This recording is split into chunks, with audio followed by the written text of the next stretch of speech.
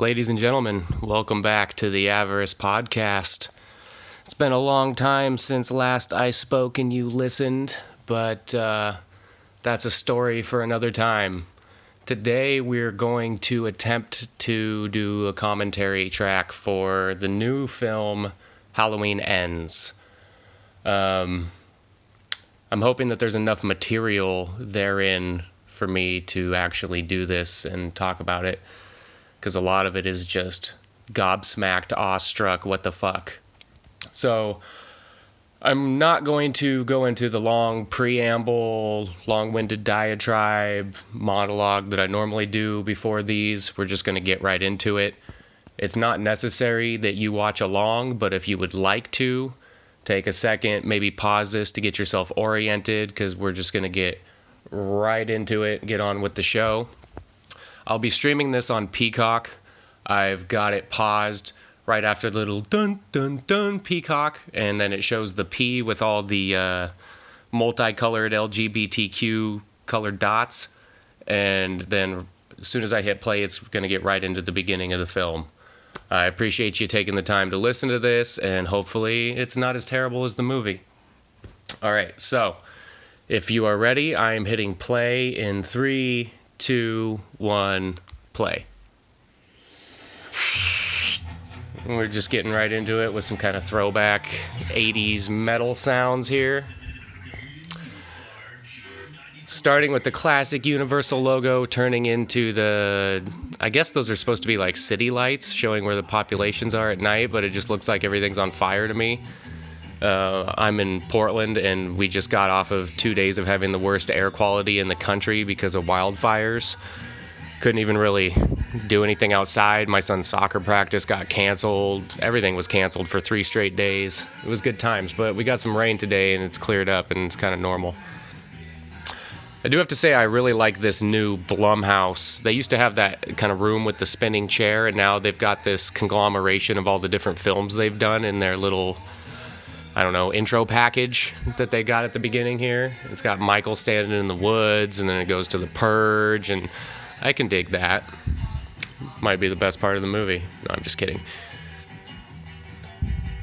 So this is the third installment in the David Gordon Green trilogy, if you want to call it that. Started with Halloween 2018, obviously, which in retrospect was just really fan servicey, and most of the good parts of that film were either homages or straight up copies from previous films. And you could say that it started with a roar, and then with this film it kind of ended with a whimper. In my opinion, as we progressed through the trilogy, it just got worse and worse. So we're starting off Halloween night 2019. So the previous 2 films took place on Halloween night 2018.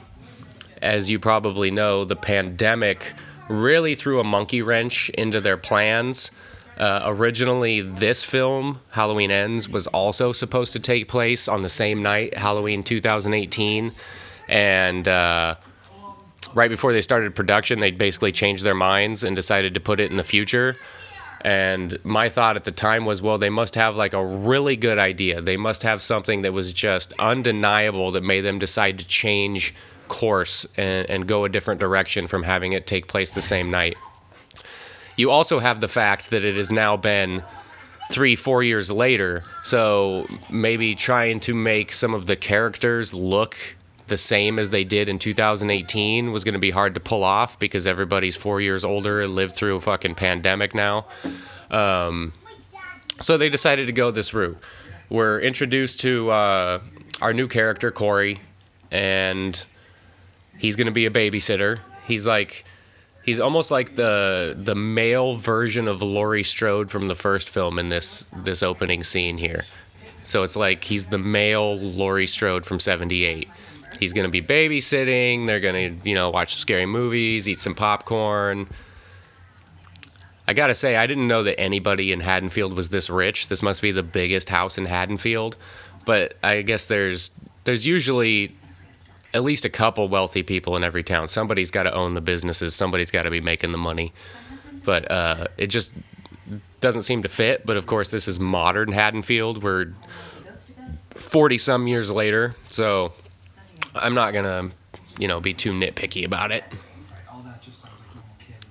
Oh, you have a gorgeous house and you have kids' drawings stuck to your mirror. Familiar with that? I don't have a gorgeous house, but I have kid shit everywhere. It's impossible to keep this place clean.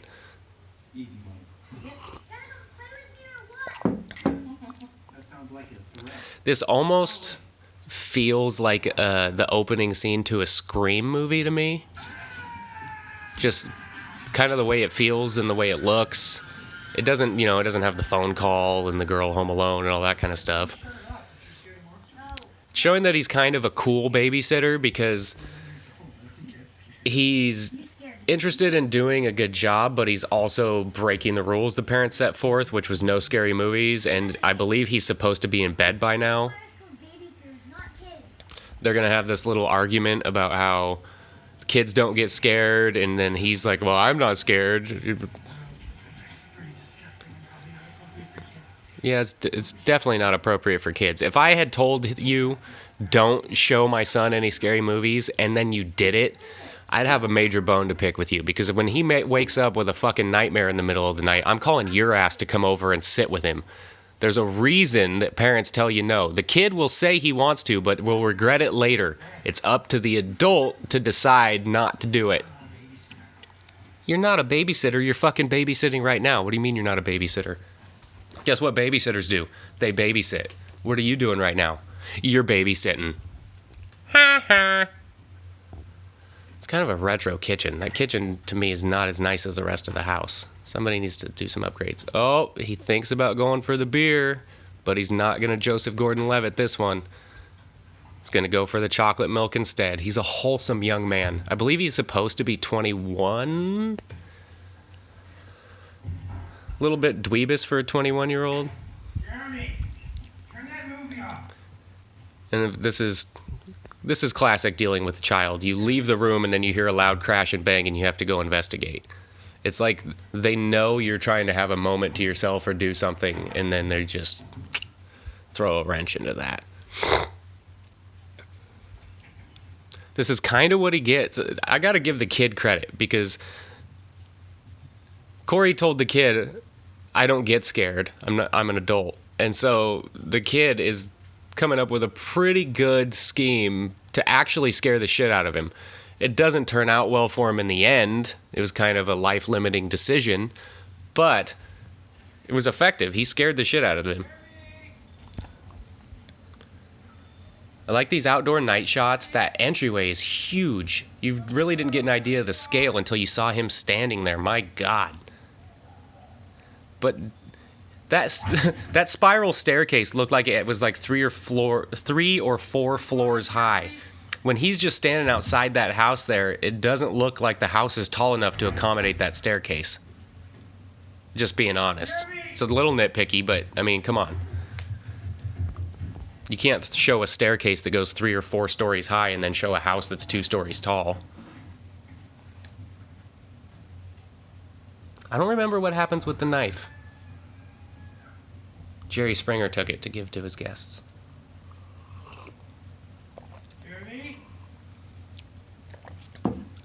Some kids do love to scare the shit out of you. My son, routinely, I'll come out of the bathroom or something and he's hiding around the corner and scares the shit out of me. And I'm like, bro, my ticker's not quite right since I had COVID. Stop scaring me. It's gonna give me a heart attack one of these days. Oh, there's the knife. Here's the knife. Do something with the knife.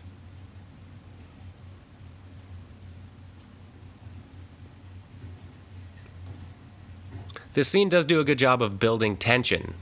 There's some suspense. Because of course, us, the viewer, being Halloween fans, we're like, oh, Michael must be in this house. The door opened, but you didn't see anybody come in. The knife disappears, but you didn't see anybody take it. That's all Halloween-y Michael Myers kind of shit. Now, of course, we find out later that's not what's going on. But at this point, I'm into it.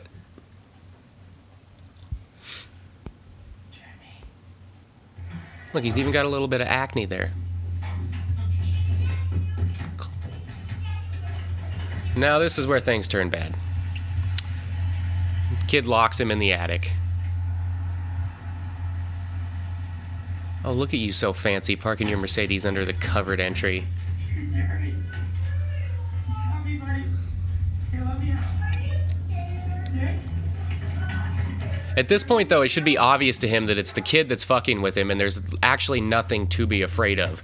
You might get in trouble by the parents when they get home and you're locked in the attic and the kid's not in bed, but you didn't do anything really wrong at this point.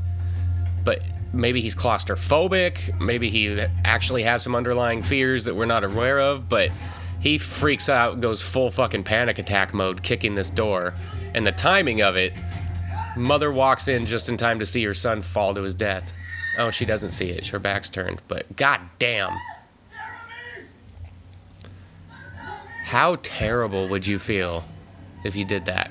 Okay, it's 3 stories. Put the knife down. Come on. You can't be staring down there with the knife. You look even more guilty. You look kind of like Laurie towards the end of the film. I just kind of saw that parallel now. Him sitting there with the knife. That kid is dead. He was accidentally involved. Later in the film, we have kind of a similar thing with Laurie.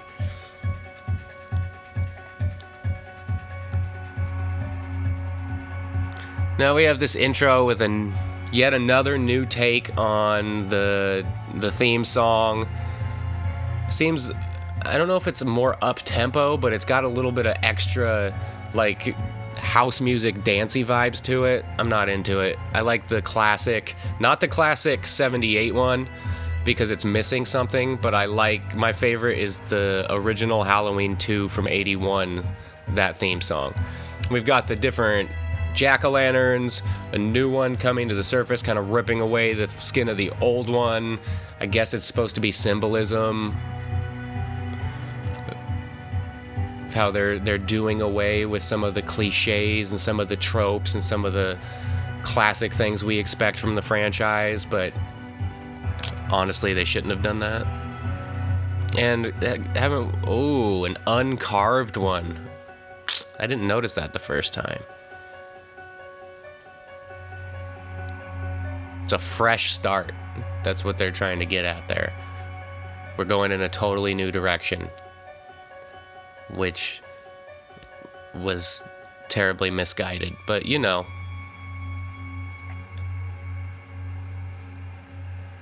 I just can't believe that they settled on this. Now we got the good shit. This is the best part of the movie. The scenes from the 78. All of that was lost.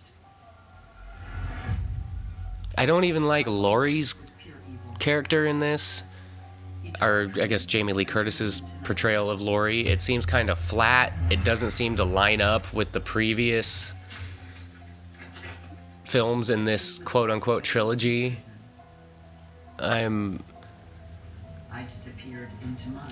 In my opinion, this trilogy lacks very little through line that connects the 3 movies together. I mean, you have Michael, you have Laurie, and And then, as I predicted, I would say that the later he escaped. thing that is most prevalent throughout the entire course of the 3 films is that they're trying to put this weight and power on the mask. They're trying to associate the mask with a great importance. You have Aaron yelling at him in the insane asylum at the beginning of 2018, holding up the mask, telling him to say something. Michael goes after them, kills them just to steal the mask. In Halloween Kills, they take his mask and get him to follow them out into the street, and that's when we have another great misstep where he gets attacked by the mob and somehow survives. And then in this, of course, the mask. The mask is of great importance. The mask gets stolen, gives Corey the power. Then Michael comes to get it back. That's how he ends up at Laurie's.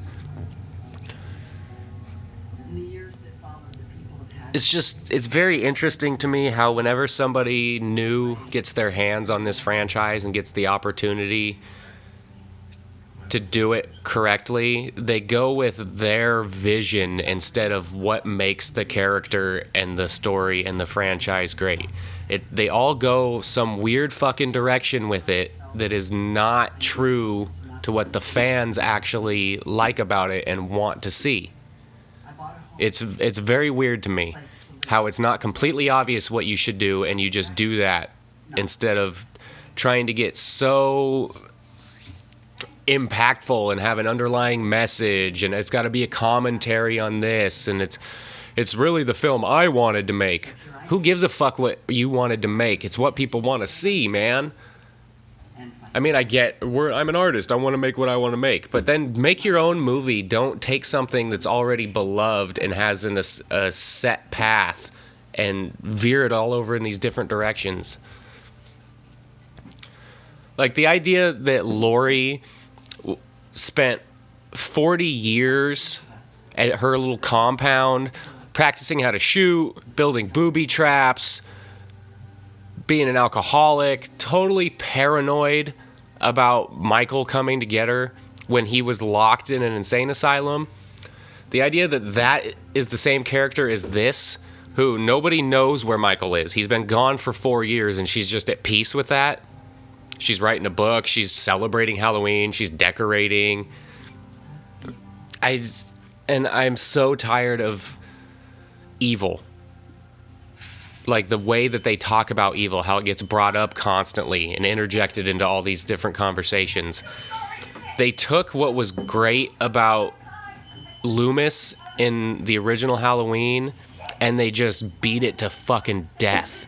And that's one thing that these films have really been missing, in my opinion, is Loomis.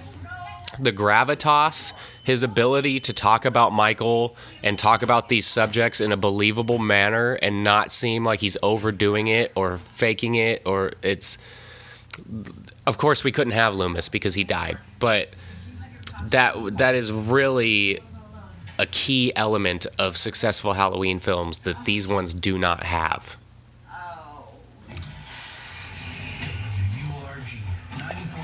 So Allison was supposed to be a senior in high school in the 2018 one, I believe. So now she's, 21, 22? And she's working as a nurse at the hospital. Is that even possible? I don't really know what kind of education and experience it takes to become a nurse, but it seems like that's like a quick... Plus, she's not really even all that traumatized. What happened to her grandmother in 78 had an effect on her life up until 2018. Then her mom gets murdered by Michael at the end of Halloween Kills. And now she's just she's cool with it. I mean, we saw Lori give her the necklace that has her parents' wedding rings on it to remember them by. But if all of this is about trauma, man, it's all about reliving trauma and what trauma does to people. How come Allison's character doesn't seem to display that at all?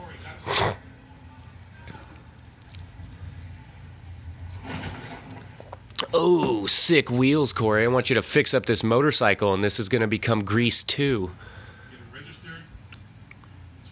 There's no indication that this is his father at this point either. I was so surprised to find out that his boss is his dad. I might go a little bit off the beaten path and talk about some random shit throughout the course of this because there's just so little interesting about this film, at least at this point. We spend so long at the beginning here. It's almost like they're world building, but you're in the third film. This is supposed to be the culmination of a trilogy. We don't need to be introduced to new shit. We're supposed to be wrapping shit up. I do like that Allison is driving a shitty old Ford Focus. That's a first-generation Focus ZXW. I have a second-generation Focus ZX3. It's my second one. I love that car. Hers is a piece of shit, rattles and all that, but at this point, it's also over 20 years old. Ooh, our first glimpse at under the bridge.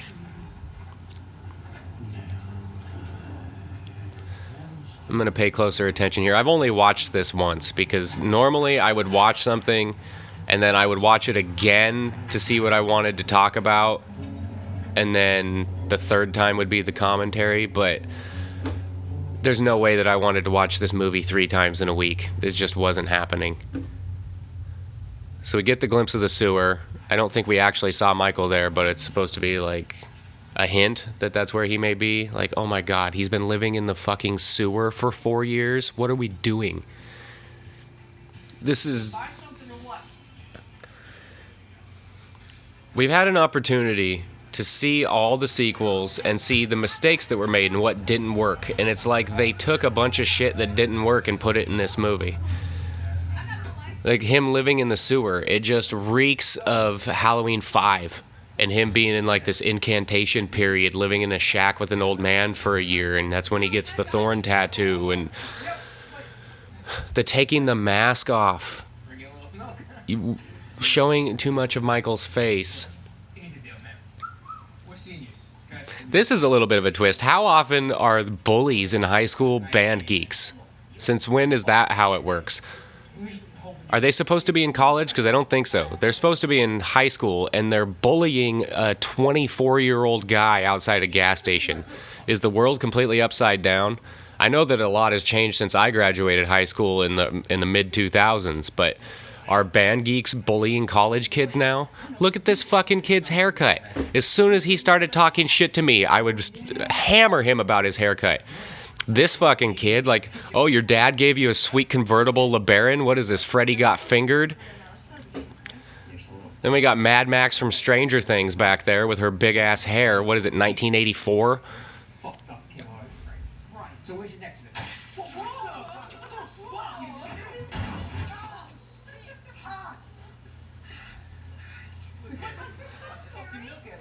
Was he in control of himself there when he shattered the glass bottle, or was it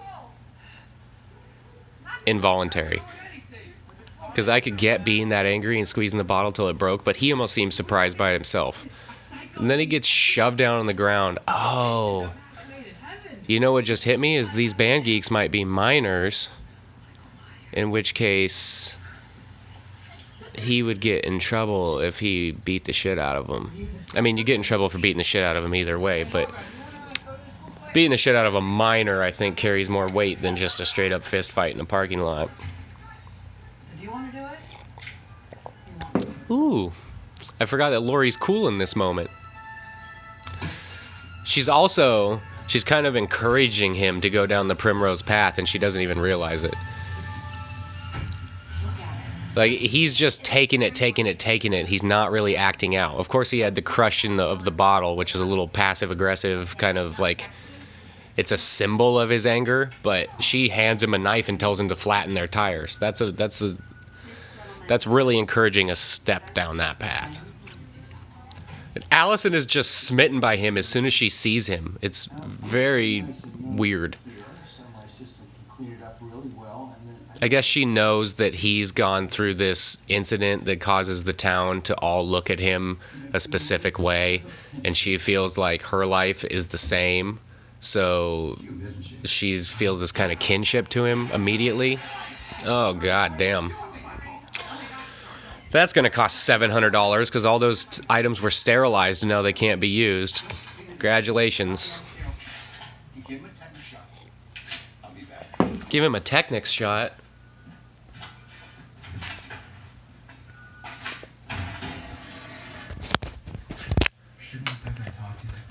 Volare. Whoa. Dealt with much worse. Okay, we're 20-some minutes in. Anyway, We're doing all right. Dealing with it. It's only an hour and a half left. Promotion, but either way, it's just Worth it? This, what you want. I gotta say that the concept of the movie and the execution of the movie, the story, etc., is not terrible. It's not that bad. In a vacuum, unrelated to Halloween. If this was not a Halloween movie, it would be fine. You could even make this, you could actually make this a sequel to Scream. Like, he could be Sydney's son, or she could be Sydney's daughter, and he has this issue, and they're connected because they have this relatable trauma, not shared trauma, but they both have trauma in their past that brings them together. But making this a Halloween movie, and nonetheless the last Halloween movie, like, what the fuck are you doing? Do you not understand the importance to the fans? I'm gonna fanboy out here, and I'm guilty as charged. But do you not understand the importance to the fans of this being the last Halloween movie? Supposedly, I'm sure they'll make more in the future, but there'll be remakes. This is the last Halloween movie in this timeline. This is the last Halloween movie with Laurie Strode in it. This should be... it should be building towards the final climax between Laurie and Michael. We all know that's coming. And it should be satisfying. It should be... we should be emotionally invested. The end should be somewhat in question. So to deny us Michael for the first 30-some minutes of the movie is just like... how did you think that this is what we were going to want? I'm honestly, given the fact that this started streaming on Peacock the day before it was even released in theaters, I can't believe that it was the #1 movie at the box office last week. Given how bad Halloween Kills was, I don't know how anybody expected this to be a satisfying theatrical experience. There was no fucking way in hell that I was going to go see this at the theater after how much I hated Halloween Kills. Of course, I have to watch it to see how they bring the story to a close and out of morbid curiosity, but my expectations were unbelievably low. I have never had expectations this low going into a first viewing of a Halloween film. I know to some people Halloween Kills wasn't that bad, but I don't want to label them or classify them, but in my opinion, if you thought Halloween Kills wasn't that bad, then you're a generic horror film fan, and you're not a Halloween-specific fan. If you liked Halloween Kills, then you probably like all the Jason movies and all the Freddy movies, and you're just into action and in a horror context, and blood and guts and gore, and you don't really care about the true characteristics, the original qualities of the character that made him so impactful back in 1978. The idea that we don't know if he's supernatural or if he's human or if he's just the shape of a man, if he's pure... we know he's pure evil based off Dr. Loomis, but that fine line we walk of, is he supernatural, is he actually human? The ambiguity... the theater of the mind, the barely ever seeing him, the shadow games, there's just so many elements of that have been lost. And now we're here. This just literally reminds me of Grease 2. He's nerdy, he got himself a motorcycle, he's gonna try to pick up the hot chick.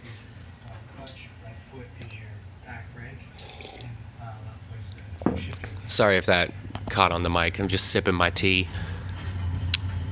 I've changed a lot as a person since the last time I recorded anything. I don't ever hardly smoke weed anymore. I started eating fruits and vegetables. COVID threw me for a loop. Anyway, I don't need to get into that right now. Oh, I see. The band geek is a bully because his dad bullies him. He gets treated like shit at home, so he goes out and treats people like shit in the real world to make himself feel better. He thinks that's how a man acts. You belittle and you berate. And now Frank. Okay, this is... they have their little thing, their little odd chemistry. Like, they're gonna eventually be a couple. But Frank... we've been dancing around this history he has with Michael. He was the first arresting officer on the scene. We saw in the flashback in Halloween Kills, which was the best part of the movie, that he accidentally killed his partner and regretted not killing Michael when he had the opportunity, and we had that great cinematic tableau.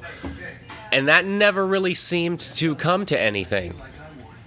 Like, it's like they were building towards him having some type of a final confrontation with Michael and him having a hand in bringing Michael down, and then it just never came to fruition. That's off the table now. We completely ignore that it happened for the most part. Actually looks like he's aged like a lot since the last film. He's one of the characters that stands out as like, you look different, bro. You look older. But again, I mean, at his age, who knows? Maybe he had a bad bout with COVID.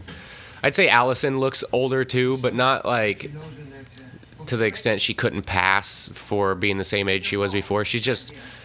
I think she's in her mid-20s now. She just looks like a woman now instead of a young girl. You know, have a house with Allison. We're living together. It's nice. Laurie's hair looks a slightly different color, but she always wears wigs in these movies, so. We've got the indiscreet product placement of the Mountain Dew. There's a sign back there in that cooler that says Illinois, what does it say? Illinois loves to do the dew or something like that. I've never seen a state-specific Mountain Dew advertisement like that. I do too. I like seeing it too. No, it's true. Illinois loves the dew. What the fuck?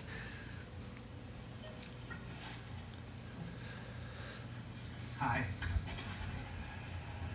Those aren't fake pumpkins. Those look plastic as a motherfucker. What you smiling about? What did you buy at the store? And we also have this element in the story of people being soured on Laurie, like they think that the stuff that Michael did was her fault. And I can't believe that black lady survived. Like, I hate it when the characters in horror movies survive shit like that. I guess there's the slightest likelihood of improbability or of possibility that she could have survived that, but come on. And it's not like she was even an important character. She worked at the funeral or at the cemetery in the first one. Her and Lenny Clark get killed in the second one very early in the film. There was not really any connection to her, so it's not like we're excited that she's there. Like, they just killed Tommy off like it was nothing. But yet this chick is.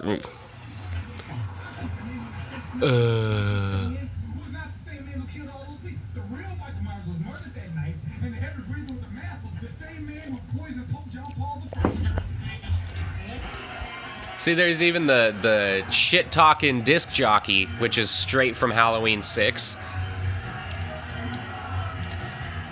Got this Halloween party, which is like a less cool version of the one from Halloween 2. Rob Zombie's Halloween 2.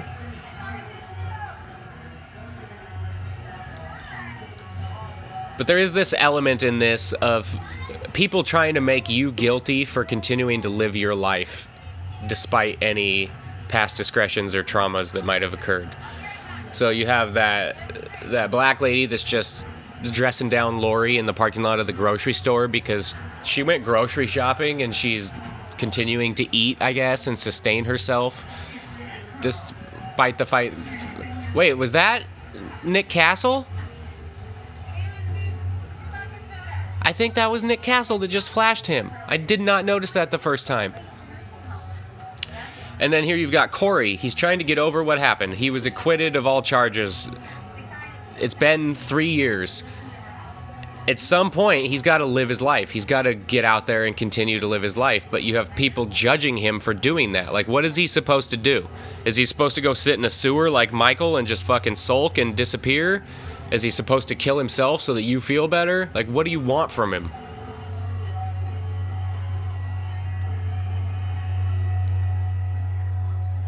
There's just, people get this idea in their head that you need to be what they think you are instead of what you actually are, or what you want to be. Oh, there's Lindsay. She's wasted in this movie. She's wasted in both movies, really, but at least she had an encounter with Michael and played somewhat of a role in Halloween Kills. These movies are just so... The connection between them, the idea that this is 3 movies, a trilogy done by the same people, and they don't really connect to each other at all. It baffles me. It's like the Thorn trilogy, which was never meant to be a trilogy. That was 3 different directors, 3 different sets of writers. They didn't know one was going to happen when they were doing the other. So you had Halloween 4, which was done by one set of people. And then you had Halloween 5, which was done by a different set of people. And then you had Daniel Farrens come in and make Halloween 6, trying to connect the pieces of Halloween 4 and 5 and have it make sense. It's not a true trilogy where they knew what they were doing. I guess you could say that this one isn't either because they didn't know that they were going to get greenlit for more films until 2018 came out. But even then, Halloween Kills and Halloween Ends are so dissimilar. And the stories don't really connect that well at all. Like, I don't fucking get it. It's just... I shouldn't care as much as I do, but it makes me angry and somewhat sad that they had the opportunity. They're the only ones to go back, erase the previous sequels. You're making sequels to just Halloween 78. And you go all over the fucking map. You make a bunch of the same mistakes that previous films made. And your story doesn't... You don't even have a through line for the story. It doesn't even connect. It doesn't even fucking make sense.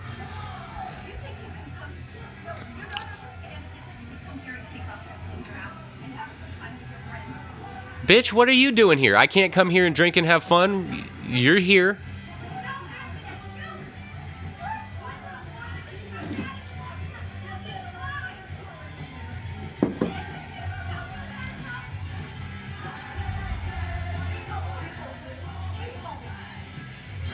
I can't believe that was Nick Castle and I didn't realize it. Honestly. So, we're gonna... Let's do a time check here. Come on. Peacock is the most delayed fucking terrible app. We're 35 minutes and 30 seconds into the film, and we have not seen Michael yet. At all. We had a hint of him when they showed the sewer, but 35 fucking minutes, and we have not seen Michael. In the last film in the franchise. The culmination of their trilogy, of their story. And Michael's not an important part of that somehow. It's... Trying to wake up every day, not scared and alone. In this day and age, subverting expectations is a big theme in a lot of movies. They don't want to do what's expected. They want to surprise you. But a lot of times, it's at the expense of the actual story. It's not true to what should happen. Who cares if it's what we're expecting? Just do it and do it well. You don't have to come up with, wouldn't it be cool if the story is about an entirely different person for the most part, and we didn't even really have Michael in it at all until the end? Wouldn't that be great? Wouldn't it be great if we changed a lot of the fundamental characteristics of what makes Michael Michael once he does come into the film? What if we created a new boogeyman, and what if Allison was in love with him?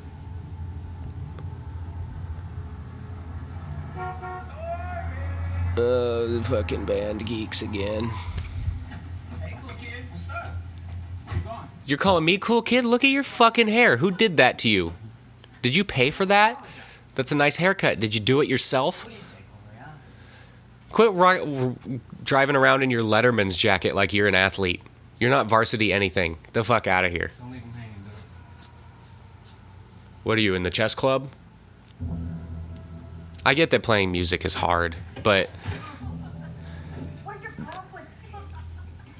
nobody thought you were cool when I was in school for having a Letterman's jacket because you're in band. It was just how it was. I'm not saying it's right, but it's how it was.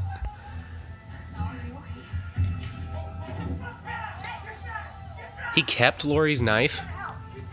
That's not good.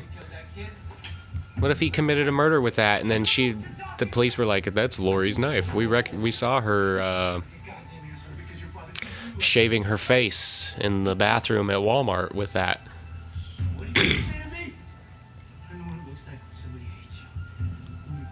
Shit just got real. Finally decided to stand up for himself, but he's outnumbered. Yeah, pull his shirt over his head and punch it. No, you didn't even do that right. These kids don't even bully right. They go straight from non-physical altercations to throwing him off a bridge. Did you learn how to do this on a YouTube video? What is up with this generation? Okay, so we're gonna get our first glimpse of Michael here in a second. Is that billboard with the missing girl, is that supposed to be significant? Are we supposed to think that that's related to the story at all? See, there he was, just on the side of the screen. We barely saw him. Now, I have to give him credit. That's a good shot of Michael because you barely see him. It's at a distance. He's heavily shadowed. The mask looked good. But, so just because this looks good, the concept of what they're doing is shit. Like, the first time we see Michael is because Corey got thrown off a bridge, and now he pops out and he drags him into a sewer? Like, what are we doing here? What about Michael's character in the past? John Carpenter's Michael. What about that indicated that he would drag Corey into the sewer and not kill him? You can be very mad and you can smash things, but be careful, it's addictive. Ain't that the fucking truth?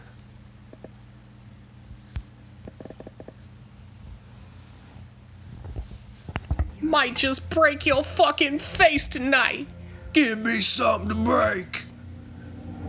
How about your fucking face? I hope you know I'm like a chainsaw. What?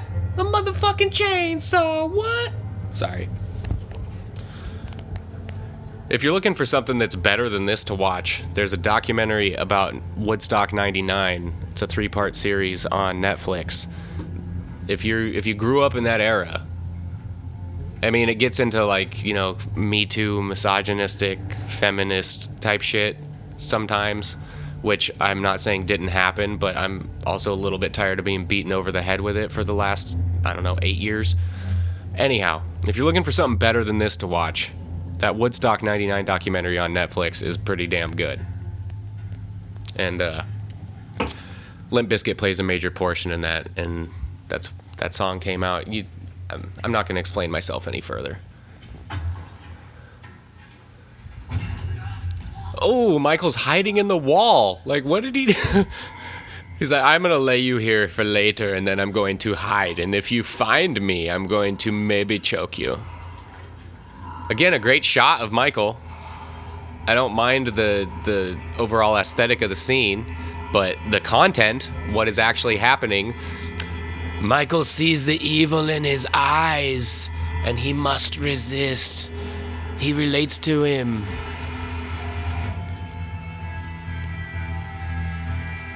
It's like all of a sudden Michael knows his past because he stared into his eyes so lovingly.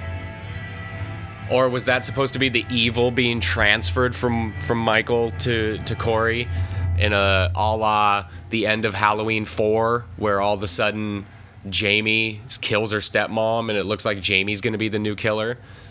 That's another, this plays out, this to me is similar to what Halloween 5 would have been if they decided to keep Jamie as the killer.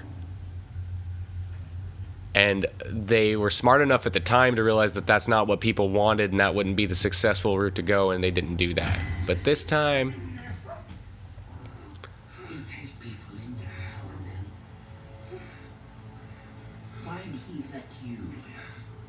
Is this the new Loomis? He's the character who knows what's going on and when no one else does? Is it possible?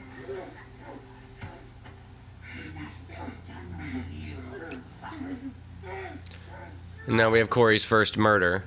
Is this supposed to be him being evil, though? Because he's kind of just defending himself. They're almost trying to make it look like Corey's getting stabbed, and we don't find out until he rolls him off that... He probably took that a little too far, especially given that it's an old man. You could probably disarm him and handle the situation without murdering him. But it was also somewhat self-defense. So I don't know if I would classify that as evil, necessarily. It's part of the descent, though. Slippery slope. Once you open that door, it's painted shut, but once you open it, it gets easier to open again. Who knows? I'm gonna take a quick wee.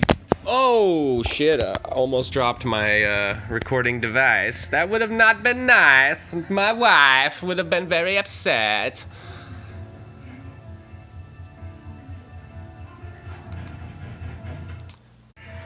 So at this point, we've just seen Michael for the brief instance, and I spent the majority of this movie not even knowing if Michael was actually still alive. I felt like he had to be in order for us to have our final conflict between he and Lori, but I was not certain that he was actually physically there and that Corey wasn't kind of imagining him or channeling him in a way. It wasn't clear to me, I gotta be honest. Until the very end of the film, I thought that it was possible that Michael wasn't even actually in this at all. It was just gonna be like, his spirit, man. It's the lingering trauma, man. You know. Fucking look at me. You know what I'm talking about. You know what I'm talking about. Stories and make their own choices. You know? They believe what they want to believe. I'm hopeful with perspective that my experience will help others heal. Oh. You have to ask yourself, am I In the last film, we had almost no Lori. In this one, we have like kind of too much Lori, like pontificating, like she's trying to be like Loomis, and it's just doesn't hit right.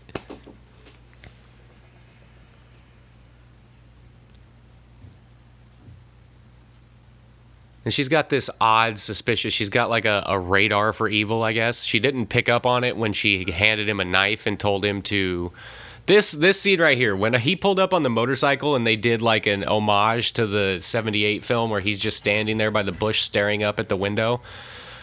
This is when I realized, oh no, Michael might not even really be in this movie. Like, I thought it was odd that we went 38 minutes without seeing him, but when they did that, and then he snuck up on her and scared the shit out of her from behind like that, I was like, oh no, they're trying to make him Michael. They're making him the new Michael somehow. And it's not, no thank you. I do not want any more lima beans. I'm good. Can we get some steak and some potatoes and some gravy, please?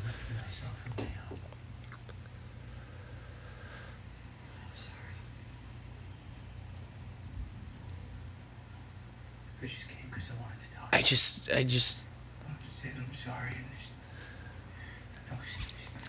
this might be a little bit off color, but is it just me, or has Allison's boobs gotten a lot bigger since the last movie?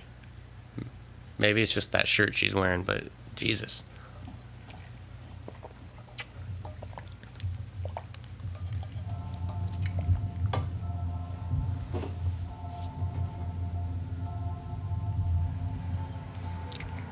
Yummy House. I wonder what they serve there.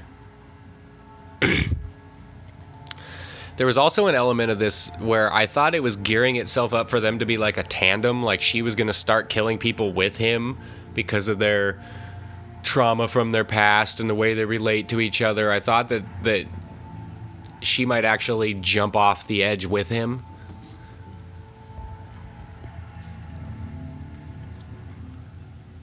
There's not a lot of Allison's character even. Like it felt like they were going to introduce her as like the successor to Lori or the new kind of final girl. That's what it felt like in 2018. And then now in this one, she's just kind of there to be she's like a ping pong ball to bounce between Corey and Lori, but she doesn't really have her own story. That rhymed. Wish I could do that all the time. And then, similar to Michael, Corey is going back to the house where his first murder, quote unquote, occurred. He has like this draw or this obsession with the house, like Michael did with his childhood home where he murdered Judith. I can see what they're trying to do. I can see the connections they're trying to make. I just don't agree with it or like it. It's not what I wanted. You don't always get what you want, but if you try sometimes, you just might find you get what you need. This isn't what I needed. Luckily, I think that my disappointment was tempered by the fact that my expectations were so low. Like I didn't scream at the TV very much while I was watching this. I was able to just kind of watch it and not care too much. It wasn't until I had time to think about it and kind of sit in it and reminisce about the fact that this is how they chose to play the final film in this storyline, that I started this. The anger level started to build a little bit. I mean, it's not. I didn't go full Ray Finkel and create like a David Gordon Green I don't have any shrines, or I didn't sacrifice anything. I don't have laces out written all over my walls. I don't have keep the mask on, don't show his face. Michael is the one God. I don't have that all. I didn't go that far. But, it's kind of an emptiness feeling. Like, it's like I felt like I was going to be handed this great meal and the bag was empty. It's like I went to McDonald's and I paid for, that's not a great meal, but you know what I mean. It's like I went to Olive Garden and I ordered takeout and they brought me the bag, and when I got home it was empty. That's what it feels like. It's like I felt like I won't say promised, because of course they didn't make any promises other than the fact that they were going to make a film, which they did. They didn't promise how it was going to go, but I felt like the potential, what I saw the potential being, was not realized at all, and it was disappointing. This cop seems way too fucking old to be dating Allison, doesn't he? Doesn't he look like he's 35, 40? I just turned 35, and that guy looks like he is way closer to my age than he is hers. And he also, his facial features, he almost looks like Big John from Halloween Kills. He's got this kind of I don't know how to describe it. It's like a classic looking face. Like, he looks like he came from the 80s in a time machine. He doesn't look like he belongs in this era, in this context. He's got this throwback retro, I can't even figure it out. So the haircut and the eyes. Corey gets upset with him, as anybody would. He's on a date with her and this guy's over there hitting on her. You'd be like, okay, get the fuck out of here, bro. Yeah, I feel safe with him. He's capable of murder, so if somebody attacks me, he will murder them. He loves me. He's not going to murder me. What are you, stupid? It's like having a psycho dog. The dog's not going to kill the owner. It's everybody else. So yes, the owner feels safe. Thank you. Speaking of which, my very vicious pit bull is laying next to me on the couch, dreaming. Her eyes are rolled back into her head and her feet are twitching. And she's... See if you can hear it.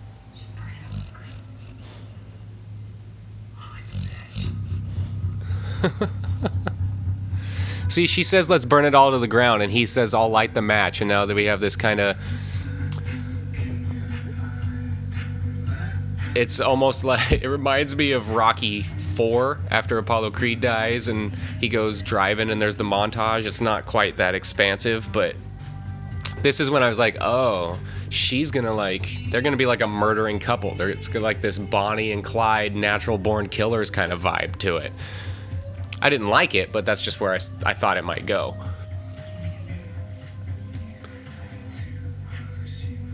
The actor, I don't know his name, that plays Corey, he does a great job. Like, I can't complain about his performance. He's just doing what he was asked to do. It's just unfortunate for him that he was asked to play this new style of killer in a Halloween film where the killer is supposed to be Michael Myers.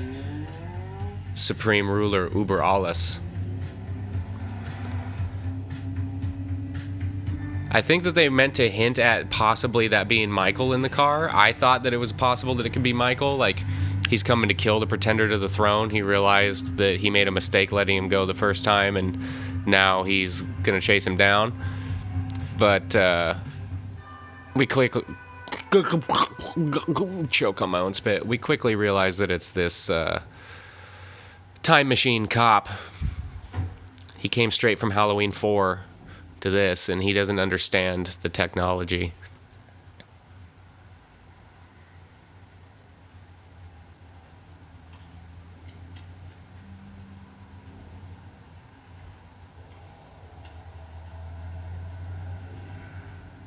One thing that they did a better job of, I have to say, in kills and ends, is they did more of the scenes at night. These nighttime scenes, they just have more of an eerie feeling. You can play with the shadows. It looks better. And you have the theater of the mind where you're not sure if something's there or not because you can't see completely. 2018 had too much of the stuff take place in the daytime, like the unveiling of the mask. Or the recapturing of the mask, whatever you want to call it, when Michael takes that mask out of the trunk and puts it on for the first time. That should have been at night.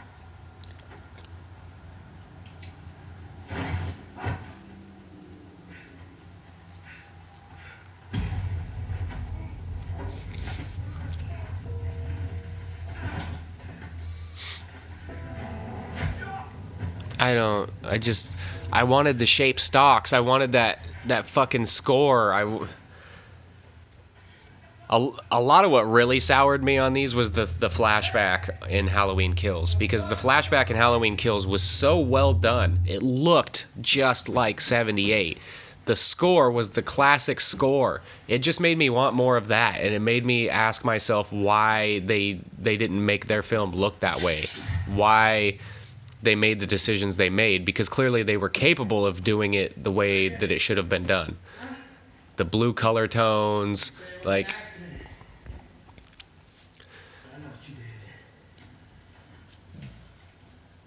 See, he lures him into the sewer where we saw Michael and him have that interaction, but like I said, I wasn't even sure that Michael was actually there, so now I'm still not sure if Michael's actually there. Oh, is that Michael there? Or is that Corey?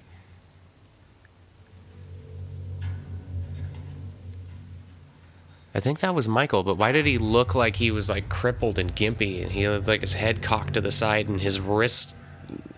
It was weird. It was Michael. Okay. See, still, I know that we're seeing Michael, we're seeing Corey. They're two separate entities in this scene, but I thought maybe there was like a Fight Club Tyler Durden kind of thing going on, where it's Corey actually doing it, but he sees it as Michael doing it. You know what I mean? Like that, almost like a split personality or a channeling, like I said before.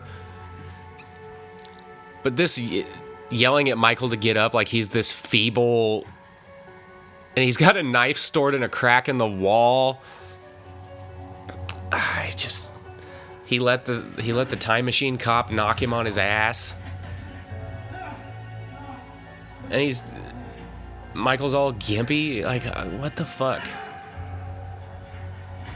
I mean, I guess he got the fuck beat out of him at the end of Halloween Kills. He shouldn't have survived that.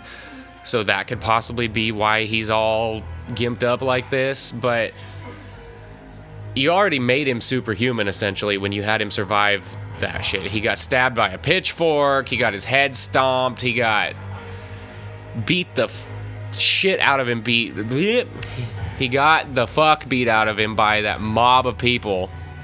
So if you're gonna have him survive the unsurvivable, then... why have him be all gimpy and stuff now? And then it's like he's Hulk Hogan. When the referee's lifting his arm to drop, he does a couple stabs and he starts to get a shimmy, and all of a sudden he's re-energized again, and the life's coming back into his body. He just had to do some evil, and then he recharged the evil, and now, can I get an amen? Fucking... And Corey said, show me how to do it. Like, he didn't just murder that old man. Like, you need him to show you how to stab someone?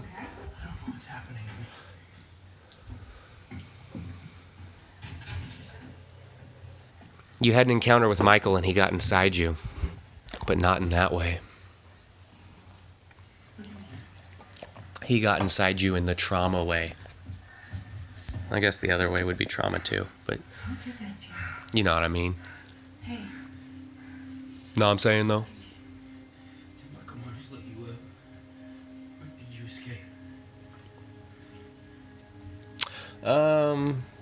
I escaped because he doesn't let anybody live except for children, and I was an adult legally, so.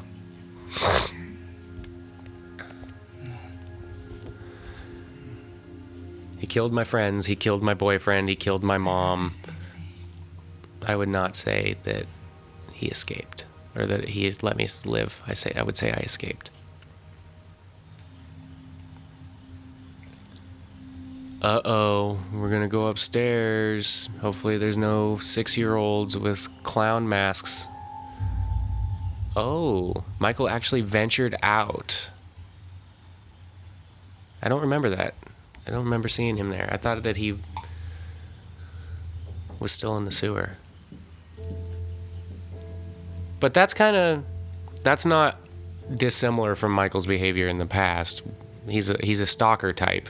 He's a building storm. He starts on the edges and slowly works his way in until the chaos is here. But I don't know that he would just watch and then turn around and leave. I don't know. Excuse me. Ditzy, dumb, annoying girl has to be murdered? That's not a cliche. I thought we were subverting expectations here.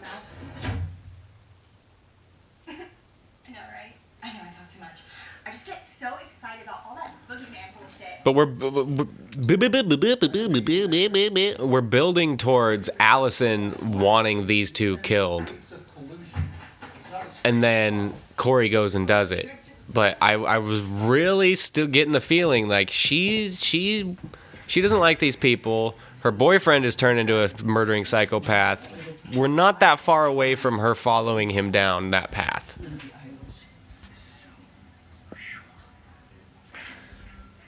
And now she's just straight up, Lori's convinced that Corey's a murderer. Just right out. Sorry, I'm back from a break you didn't know I took. I had to have a little tinkle.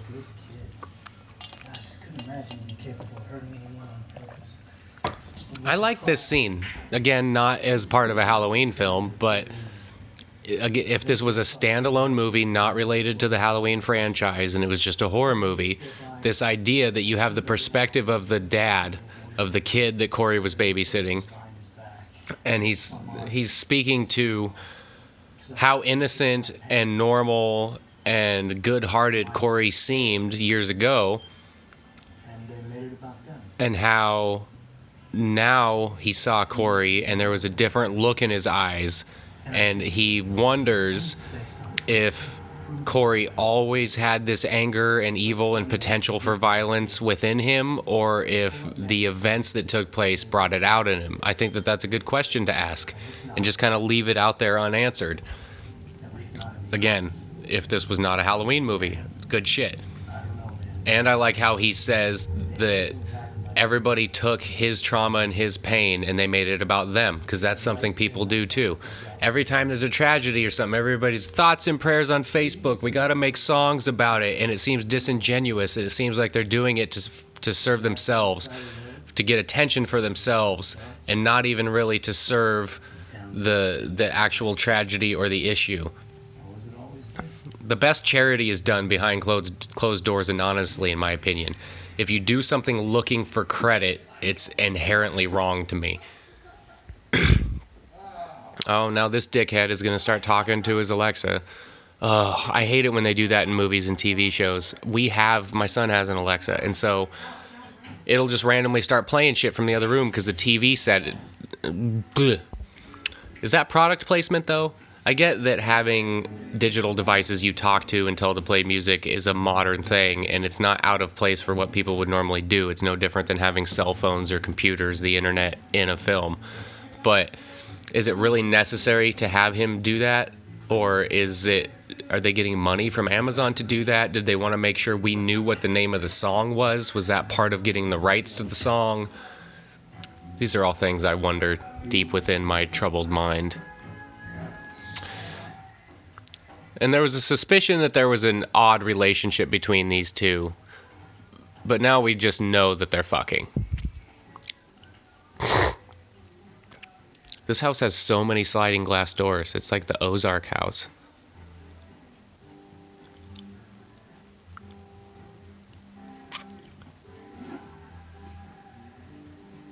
I'm sorry if this commentary isn't as good as you were expecting. I just... apart from the fact that it's so divergent from what I expected from a Halloween film, there's not as much material there to be necessarily angry about because they're doing less with Michael. So I don't have as much to criticize per se as I did in Halloween Kills. Halloween Kills, there was shit that made me angry left and right that I could rant about.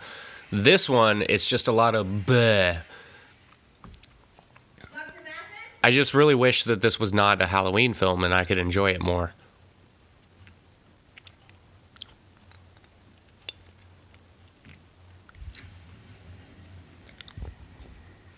And because it's a modern horror film, they go over the top with the kills. They show too much. There's not enough theater of the mind. It's just, you know, kind of violent and gory for the sake of it, trying to push the envelope, trying to think, how can we be creative here? That's par for the course for modern movies. You just, I guess, have to accept it for what it is. And I'll go back and watch my classics from the 70s and 80s if I want, you know, that kind of material. His transition into Michael is almost complete. I think he's wearing a jumpsuit now. He's killing wearing the mask.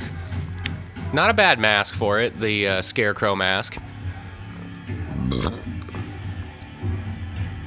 Now we get into this tandem killing kind of thing, which I guess we got a glimpse of with the retro cop being killed in the sewer. But they're working as a team. Michael works alone. Michael doesn't work as a team. So at this point, I'm still not certain, the first time watching it, that Michael's actually there. I still think that we might be doing, like I said before, a Tyler Durden kind of channeling split personality thing. But now, in retrospect, knowing that Michael is actually there, it makes me more angry because it's like, why the fuck would they be working together as a team? And in this scene, Michael looks too big. I know that he's supposed to have this, like, unreal strength, and this is an homage to the Bob killing scene, but look how tall he looks compared to her there. The part of what made Michael so scary in the original is that he was not a huge man. He was average size. He was like 5'9". That's like my size. That's just a small nitpicky kind of thing, but I know James Jude Courtney is much taller than Nick Castle. He's like 6'2", and in that scene, compared to that little petite girl, he looked monstrous, and it doesn't fit to me. If you take the Bob scene and that scene and you watched them back to back, you know, Michael grew 5 inches and gained a bunch of weight. Gaining weight, I guess, would make sense because he's 60-some years old now, but how did he get taller? If anything, you get shorter as you age because your back starts to round. There's so many elements of this trilogy where it seems like they were trying to get at something and then they never quite flesh it out or get to the point. They give you these hints of something that might be meaningful, that they're trying to appoint meaning to, or they're trying to make importance of, and then it just ends with nothing. Like I said before, you have the Hawkins thing, where it seems like Hawkins is going to play a more major part in this story because we're getting history about how he was involved the initial night that Michael was captured, and he has regrets about how he handled it, and then he almost gets murdered by Certain, and you feel like that's building towards some kind of final moment or culmination for the Hawkins story, and we never get it. In Halloween Kills, starting with the flashback scene, they start talking about the window in Judith's room and Michael looking out the window, and there's a lot about him in the window in the Myers house, and then it ends with him killing Judy Greer's character. I can't even remember her fucking name anymore.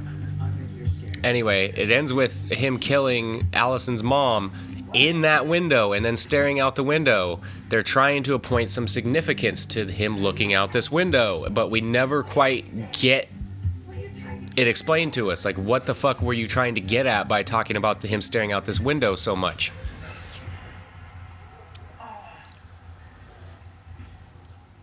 Now we have Corey doing the Myers sit-up. Like, it's borderline Jason Lives. Or no, New Blood. It's borderline Friday the 13th 5 New Blood, where it's not even Jason at all, it's just a copycat, but you don't find out to the end. This one, we kind of know, we do know, that it's not Michael doing most of these things, but you have Corey embodying a lot of the characteristics of Michael in a copycat-like fashion. He's not necessarily aware that he's doing it. He's not doing it on purpose. It's just kind of happening to him, but nonetheless, it plays similar. And it's just such a miss for me. It's just, God.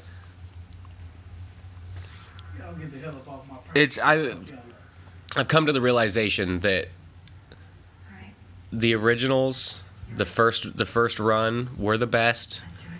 We're most likely never going to get anything better than that, and we should just stop expecting it. Of course, if they keep making Halloween movies, I'm a sucker. I will watch them, and I will most likely be disappointed. At least I will expect to be disappointed by it, because nobody's been able to successfully do it since the beginning. The first one is obviously the best. Halloween 2 is damn close. It's by far the best sequel. And then if you want to throw Halloween 4 in there as competent, I'll accept that. Everything else is pretty much trash. I have some sentimental connection to Halloween H2O because of what age I was when it came out. And it was kind of the first big Halloween film of my life, where I was too young for 6. So when H2O came out, that was right in my wheelhouse. That was the first one that I don't think I saw it in the theater, but maybe the drive-in. And that was kind of my introduction into liking the franchise. Before that, they just scared the shit out of me. So I hold that one in a higher regard than I probably should. But when it comes to quality, staying true to the character, how they're shot, it's 1, 2, and 4 are really the bee's knees, and those were the first 3, because obviously Halloween 3 doesn't have Michael in it inexplicably. This, I'm not 100% sure about this, but I believe that John Carpenter had an idea for a Halloween sequel that didn't have Michael in it at all. That was just going to be about the effects that Michael had on the town and the residual trauma, so to speak, which is really what this trilogy has tried to go for. And it probably would have not been well accepted again because there's no Michael, just like Halloween 3 wasn't. But I have faith that John Carpenter would have executed it in a more faithful way, that it would have been done better and connected more to the story, especially if it were the middle part of a trilogy. So if you had like 2018 where you have a lot of Michael and Laurie, and then Michael's inexplicably gone for the second one, for Kills. Obviously it wouldn't be called Kills then. And then reappears in the third one. Now it's going to be a little bit hard for people to get through that second one, and they might not like it as much as the other two. But if it's bookended with Michael and the second story is told very well, it could still play right. To me, we have... There's like 3 different stories, or 3 different ways to classify the movies in this trilogy. And I've kind of already explained it a little bit. Halloween 2018 was extreme fan service. It was a lot of homages and callbacks to previous films, and those are the best parts of the film, really. And then Halloween Kills is like, we're getting the band back together. We're going to have all these characters return from the original film, but we're not really going to give it enough time to flesh it out or gain a connection to these characters. It's just 10 pounds of shit in a 5-pound bag. We're going to run through all these violent kills and stuff, and it seems like all these extra characters are there for no reason. And we're going to establish Michael as being more than human. We have Tommy talking about how he's more than a man.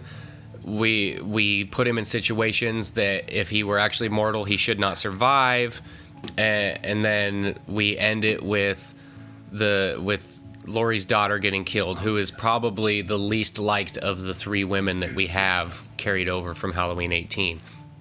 Then this is just a total what the fuck, off the map, let's mostly do away with Michael and try to make someone else the new Michael, which kind of takes away from the uniqueness of Michael. Let's betray the character in a lot of fashions, as far as him being feeble and hobbled, him working as a team with Corey, him getting, we haven't gotten there yet, but him losing a wrestling match to Corey and getting his mask taken. Like, that is one of the biggest betrayals of the character of Michael Myers that has ever happened in any of the franchises. He loses a fist fight with Corey and gets his mask stolen. We then have Corey committing murders wearing Michael's mask. And then we have the final scene with the showdown between Michael and Laurie, just kind of forced in there.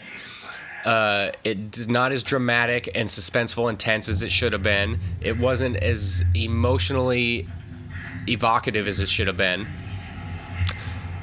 He just comes in and starts strangling. He just grabs Michael. Michael throws him to the ground. Like, that's what should happen. Michael should kill him right now. He's just been attacked. Does he even hit a solid double leg, or what's the technique here? Michael's leverage is way better. He's taller. He's got his legs wider apart. Is that a suplex? Did he suplex him? No, he's got him in full mount. He's rocked! I feel like Joe Rogan right now. And he just pulls his mask off and leaves him there. And then that's the end of it for now. Like, and again, we're giving too much significance to the mask.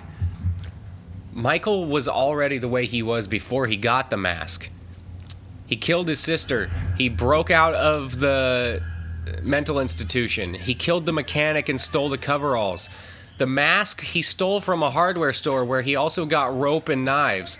The mask just happened to be the mask that was there. It's not like the mask was calling to him and he sought out that specific mask. He just wants his face to be covered. Now, he does get unmasked in the original in 78 for a brief moment, and it's a cause for pause for him, and he immediately puts it back on before he continues doing anything. So I guess you could take that and try to extrapolate the importance of the mask for him. But I don't know necessarily that it's the mask itself as much as just covering his face. It's if you've ever worn a mask in a situation other than, you know, going trick-or-treating or something, like a Halloween party or a masquerade ball or something, it gives you this disassociation where you feel like you can act differently than you could normally because you have this ambiguity about your identity. It makes you feel hidden in a way and free. So I would say that scene in the 78 film speaks more to that than it does to the mask having any power. But it's like Corey was on a scavenger hunt, and finding the mask was the final piece to the puzzle, and now he's completed his Megazord, and he can go out and be fully destructive because the mask is what he really needed. Now, some of the scenes where he's in and he's wearing the mask, it looks fucking great. The problem is it's not actually Michael. And you're not gonna rest until you finish it, or until everybody else is as fucking miserable as you are. It's just... I need to get out of here before this town kills that one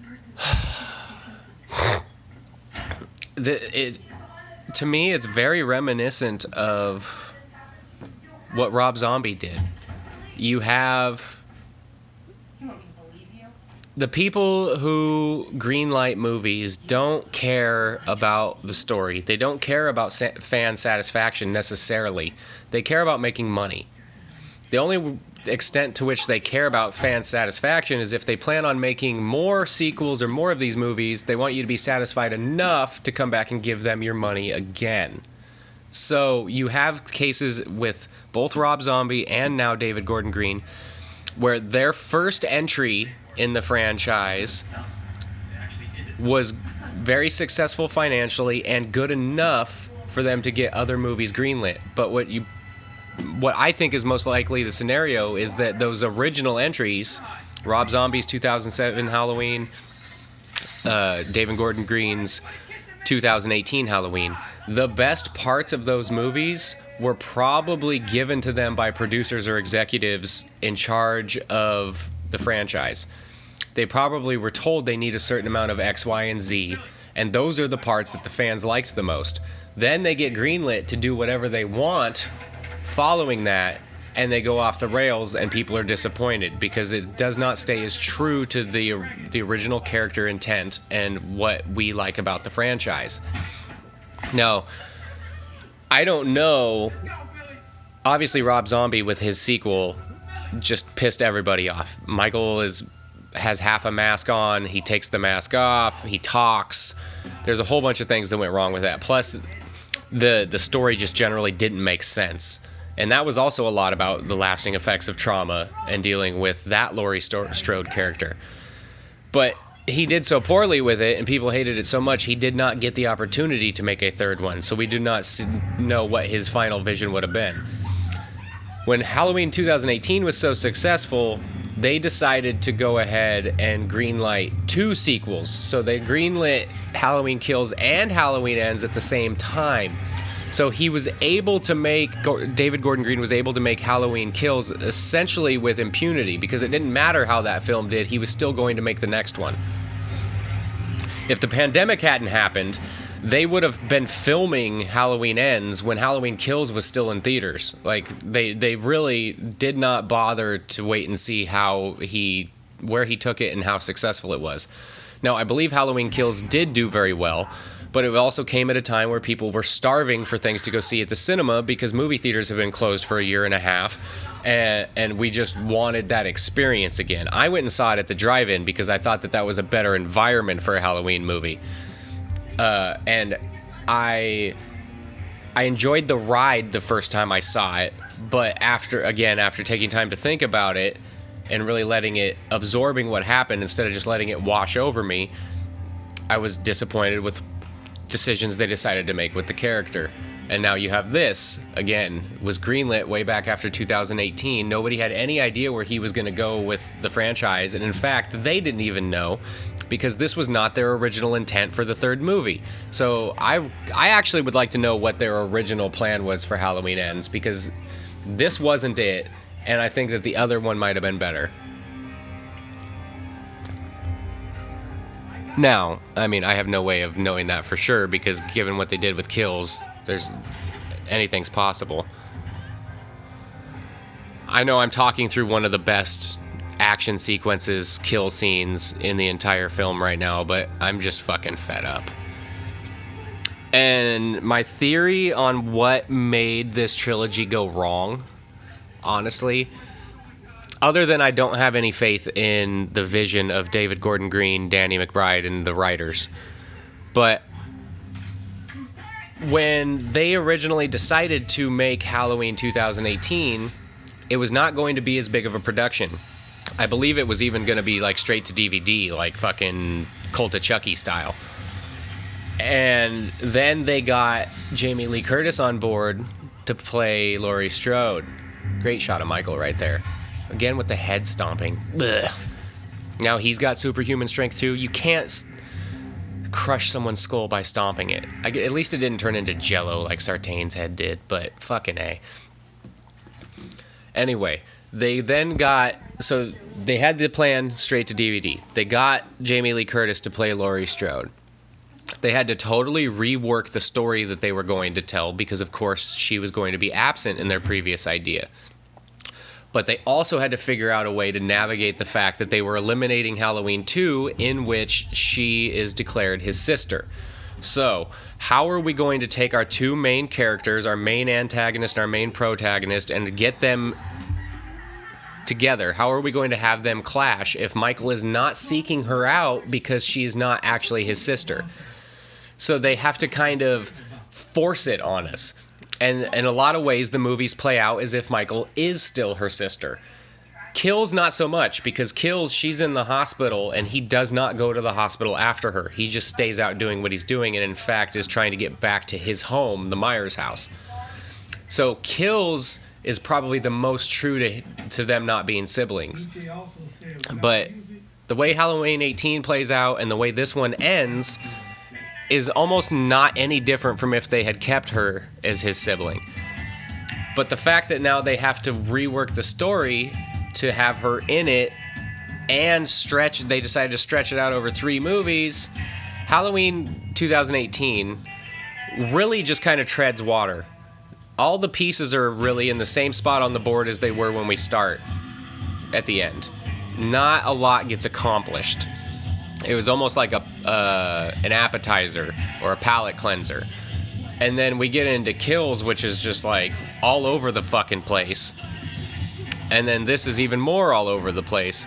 I believe that their original story, you get it hinted at with the flashback in 2018. Or not 2018, at the beginning of Halloween Kills. I think, because we all know that they originally wanted to reshoot the ending of Halloween 1978. That was part of their plan. That's why Laurie's house, the bedroom, looks just like the bedroom from the Doyle house, is that they were going to reshoot that, and then they decided not to. And then they essentially, they didn't reshoot it for Halloween Kills, but they amended it. They added on to it. So now they are telling part of John Carpenter's story for him, per se. And that's when we find out this history between Hawkins and Michael. And we actually see the callback to the cinematic tableau when he gets arrested, just like when he's 6 years old. And I really like almost every part of that flashback. So Hawkins was supposed to be the main protagonist, I believe. I believe that the original idea that they had was going to be based around Michael and Hawkins, because Hawkins has that history. They're trying to connect to the past.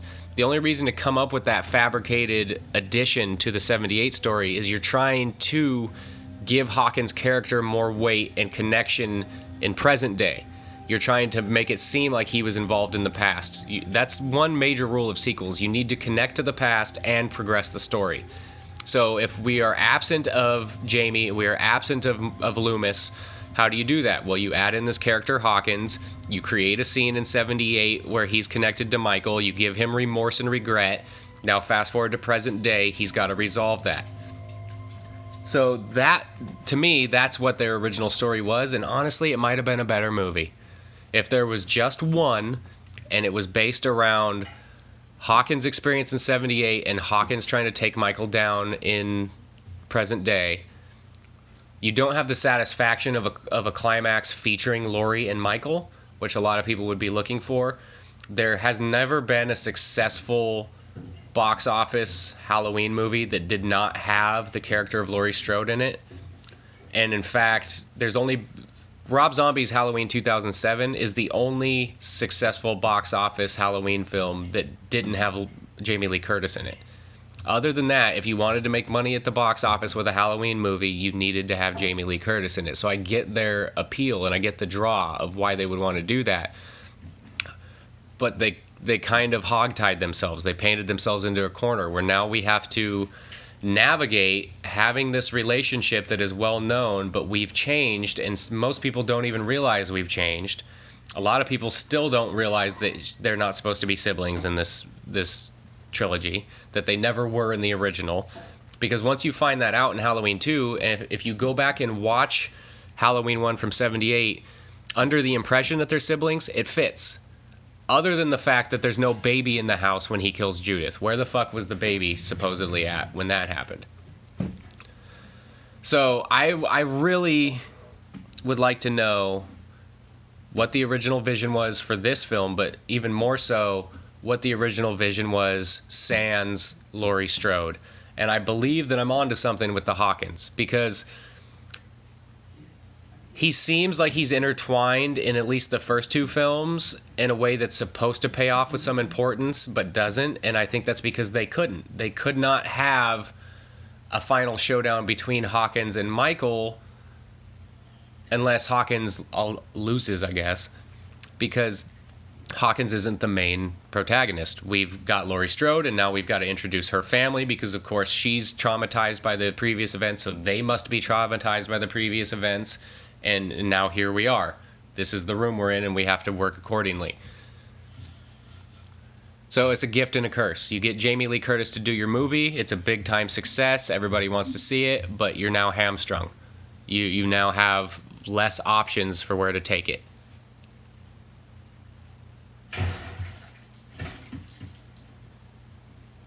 And now, of course, we're at the culminating scene. That's very similar, again, callback to Michael opening Judith's door. And that just reminded me, I complain a lot about how we're supposed to walk this fine line about Michael being human, superhuman, etc. And I know you could point to Loomis shooting him 6 times at the end of Halloween 78 and he gets up and walks away as a suggestion that he's superhuman.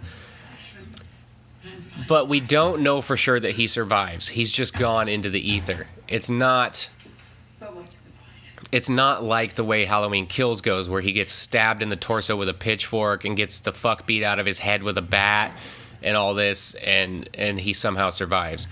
Even Halloween 2, he gets shot in both eyes. Shouldn't survive that. But it somehow comes off as more plausible than what happened in Halloween Kills. And I guess it helps that shortly after he gets shot in the eyes, he dies. Via the explosion and the fire. That might be the most believable and the most fitting way that Michael has died in any of the movies. Was Loomis blowing him up. Because he had this beef with Laurie, but really the yin and yang of the conflict was between Loomis and Myers. That's Dr. Loomis was convinced he was evil, was trying to keep him locked up, was trying to contain him. Michael playing the nice boy, fooling everybody. You think you fooled them, haven't you, Michael? But not me. And that was really the main conflict. It's just because he went after Laurie and she survived, that became where we went with it. Anyway, I've been talking so much that I actually had a legitimate oh shit moment when he stabs himself in the neck there, and then Laurie's left holding the knife and Allison walks in and it looks like she killed him. And we now have a conflict between these two, and I feel like we did not go deep enough with it. This should have been explored for a longer period of time than it was. Because that's a true, like, oh shit, what's going to happen now moment, because she thinks that her grandma killed her boyfriend now. But we just kind of gloss over it and get to Michael showing up and Allison being over it. And one other thing that bothers me is it's the second time that Corey said it in the film, but right before he stabs himself in the neck, he says, if I can't have her, no one else will. And then he kills himself. That's not what that means. It's, I guess what you meant to say is if she can't have you, no one else will, because you just killed yourself, and after all this trauma she's gone through, believe me, somebody's going to be having her, probably within the next week or two.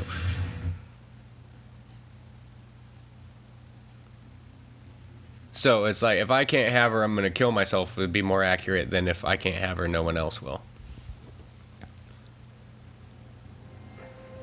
And now Michael has returned to reclaim the mask, and we get, 10, 15 minutes that is the most true to what we should have been seeing for the film, honestly. But by this point, I'm not invested. This film has betrayed my trust to such an extent that I'm not really into it by the time we get to the final showdown between Michael and Laurie. I know that the movie's almost over. I know this is supposed to be the last film of the series, but it's definitely the last one with the Laurie Strode character. So I basically I know what to expect from here on out. It's all just a matter of how are they going to do it in a way that's not cliche and hasn't been done before. What creative way are they going to come up with to bring this relationship, so to speak, to a close?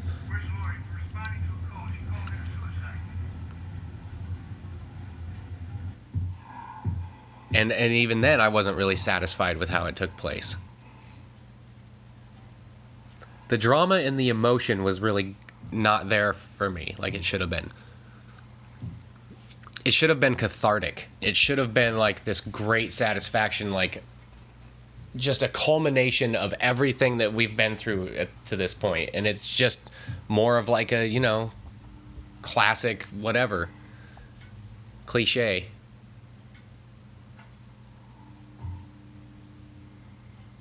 Now, the way that they dispose of the body, basically guaranteeing that he's actually dead, that works. Again, it's not what I would have done, but I don't make films, so I can't even begin to understand the pressure, the stress, the work involved. How many cooks are in the kitchen, people giving you notes, second guessing yourself, trying to stick with your vision, trying to even see your vision before it's, you know, comes to fruition, trying to get these shots. I do know that supposedly this had a darker ending and went to test screenings and they changed it. I'm again curious to see what I would want to know what the darker ending was, because I feel like the ending should have been dark. I and many like me believe and have believed that they should have died together. That it should have been like a self-sacrifice. Like it needed to come to a point where the only way that Lori could get rid of Michael was to also take herself out. Seemed like the most fitting ending to me. They both need to go at the same time. Kind of like at the end of Halloween 2. Loomis says, "Get out now." And then he says, "Goodbye, Michael," and he lights that lighter, and we don't see Loomis come out of that room. We see Michael come out ablaze and fall down dead. So the implication would be that Loomis didn't survive it either. That's the kind of ending that I would have been looking for with this. And the way that the drama and the suspense was built up. He's chasing her through that hospital for a long fucking time. Did he just stab her in the ear with a knitting needle? Is that supposed to be payback? Again, just another callback, homage, copy of what was done before. The best parts are copies. She stabs his hand to the island in the kitchen. Why doesn't he use his good hand to pull the knife out? And we are always talking about how strong is Michael. He can stab people into walls and stuff. How fucking strong is Lori that she can stab through a human hand into a solid wood kitchen island and keep his hand there? Well, I guess she hammers it down with a cast iron skillet.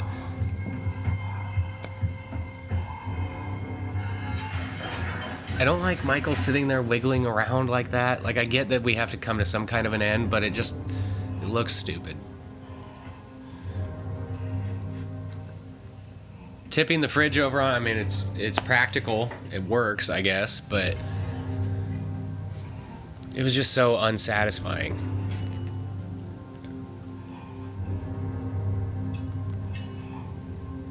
And we're gonna get... That knife is scratched to shit. He wouldn't see his reflection in it.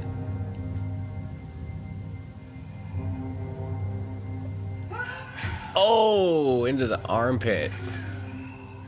Isn't there, like, major arteries or some shit in there? I don't really... Seems like a choice that Dexter would make, but he would explain it to us first. Now we're gonna take the mask off and show that he's an old, burnt, scarred, fucking gray, bald man. I don't like that. I have tried to contain you. It just doesn't have the impact because we haven't spent the whole film building up to this point. We spent the whole film doing a whole different story, and now all of a sudden this is just thrown on our lap because they knew they had to do it. It wasn't until Michael showed up and picked that mask up off the floor that I even knew he was actually alive.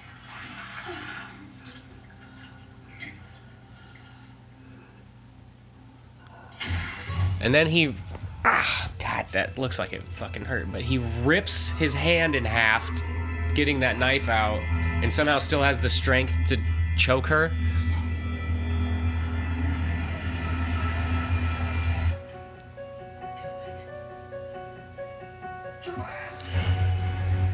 See, right here, I was like, oh, do they have the balls? She says, do it. It shows all the previous encounters and scenes and trauma, man.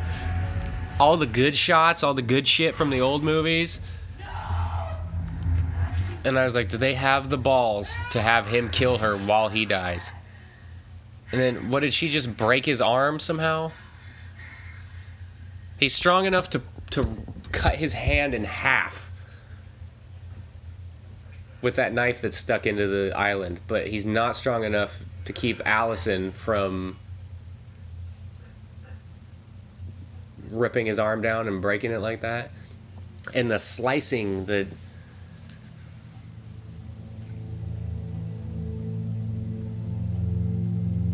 too slow. The slicing is too slow for me. I have a lot of complaints. I'm just a big aching vagina. I'm sorry. But I think that a lot of people were disappointed with this. I mean, I saw that there was a petition to have the movie reshot because people were so disappointed by it. And now all of a sudden Hawkins comes in for his final moment, I guess.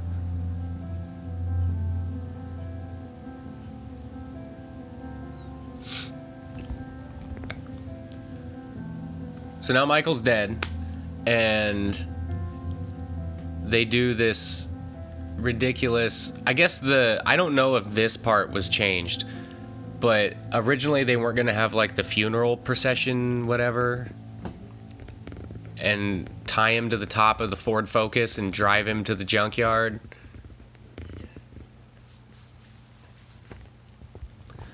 According to Green, it was... the original ending was a little bit more bleak. And this is supposed to be hopeful, I guess. But if you recall, at the beginning of 2018, they are the podcasters, Aaron and the other girl. The podcasters, they're listening to a recording of Dr. Loomis. And he talks about how Michael needs to be killed and the body needs to be burned and basically stay there until you see the ashes to make sure this motherfucker's dead. He must die. He must die. That's Loomis's message. So while this is a somewhat creative way to get rid of him and does serve the purpose, I feel like it would have been more of a connection to stuff said previously in the movies, in this trilogy. It would have been more true to Dr. Loomis's wishes to literally burn him. Instead of taking him to this junkyard and putting him in it's not an incinerator, it's a cold pressed juicer, or, it's going to be pulverized, turned into mincemeat. The goal is still reached either way. But another problem that I've had with this trilogy is the way that they seem to throw stuff out there that's just filler. And they have opportunities to connect those dots later and connect it to their previous words, ideas, films, and that they don't.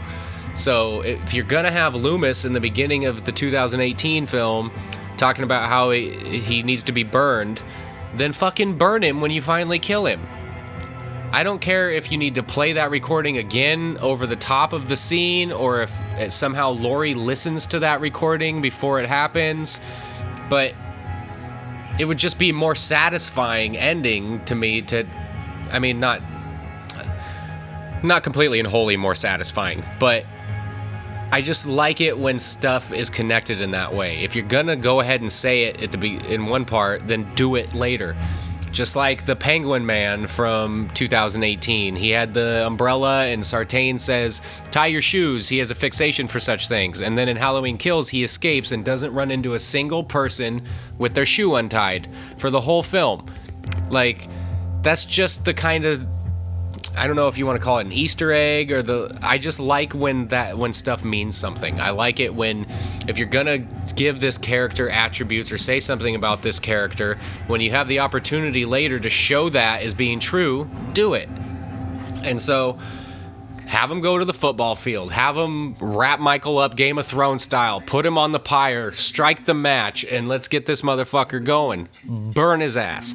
And then you can show Allison or whoever with a big-ass shovel scooping up the ashes. I don't know. You were right about Corey. And now Allison realizes that she was right about Corey. Did that help? She was looking kind of sus with her fingers in her butt. I'm sorry. I've got off track here. At this point, I'm just riding it out until we actually finish the movie. There might be a slight hiccup in the way stuff lines up because with about 4 minutes left in the movie, my shit stopped recording and I didn't realize it until I was done. So I had to kind of go back and try to rethink of what I said and put it back over so it would line up. Hopefully it worked out. Otherwise, you know, I'll go fuck myself. Whatever. Now, Allison is leaving town. That kind of implies that there might be Allison on her own movies, but I don't know how that would be since the Michael Myers that exists in this timeline in this universe is now dead. And the copycat Michael Myers is now dead. Oh, evil. Stop saying evil so much. Evil dies tonight. Evil, evil, evil, evil, evil. Beat me over the fucking head with it. Get our moment between Hawkins and Laurie. Is this supposed to be cute? Like, is this supposed to be like tear jerking? Is this supposed to be an emotional moment? Like, oh, they're such a cute couple, and you're gonna get together now, and you're gonna get a pet rabbit, and you're gonna feed it with a bottle, and she's gonna convince him to cut his fucking hair. Like, come on now. Just shave your head. Your hair looks like shit. What was it you were saying about What is it about men and our pride that we can't just admit that we're going bald and shave our fucking heads? What is the comb over thing and the hairpiece thing and the... Just get over yourself. Nobody gives a shit. Like, damn near half the population is bald. It happens to a lot of us. It's not going to happen to me. I mean, I'm 35 and it hasn't started happening yet, and none of the men in my family are bald, so I just got a good genetic hand that way. But, I mean, if it did start happening, I have a buzz cut anyway. It would just look slightly different, and I would have to shave it more often so I don't look stupid. But I would rather have a shaved head than look stupid. Oh, I forgot about this. Maybe one of the most fitting things they did in the whole film is they show the Halloween and the ends. The Halloween dissolves and it shows just the ends. And then we go into Fear the Reaper, which is what Laurie and Annie were listening to in the first film on their way to their babysitting game. It's a babysitting game. On their way to their babysitting gig while they smoked a joint. That's a true callback. That actually makes me believe, like, oh, they were thinking about connecting this to the original. They might actually be fans. They might have some idea what they're doing in this moment only. And that's kind of the problem with the word fan, because Rob Zombie claimed to be a fan of the franchise. Danny McBride claimed to be a fan of the franchise. A lot of people claim to be fans of the franchise, but when it comes their turn to make a movie, they don't stay true to the original intent of the character and what made it great to begin with. And that's because the word fan, anybody can claim to be a fan, and they're not required to take a test and specify what part they're a fan of. So, like Rob Zombie, he's probably a fan of the Thorn trilogy. He probably thinks that's good shit. Like, you can claim to be a fan without knowing what makes something successful. So a fan does not necessarily a great filmmaker make. Allow myself to introduce myself. I'm talking mostly out my ass. It's not like if I was given the opportunity, I'm 100% confident. I'm not even 50% confident that I could do any better, because I don't have any idea how to make a fucking movie because I've never done it. But the understanding of why Michael was so good in the first couple movies is lacking whenever someone tries to make a sequel. Other than 4 was pretty good. The Mask was goddamn terrible. If that Mask had just been better, woo, totally different movie. Anyhow, I'm just talking to talk now. We suffered through the insufferable. We conquered the unconquerable. We managed the unmanageable. We jizzed the unjizzable. Jizzable. I gotta get off of this damn thing and go take a shower. But I appreciate anybody who stuck through it. I'm sorry if I was, bitching a lot. Anybody who listened to the Halloween Kills commentary is probably used to that at this point. Thanks for giving me your time. Remember to like, comment, subscribe, all that good shit. Until the next time, this is Devin signing off and saying, be easy.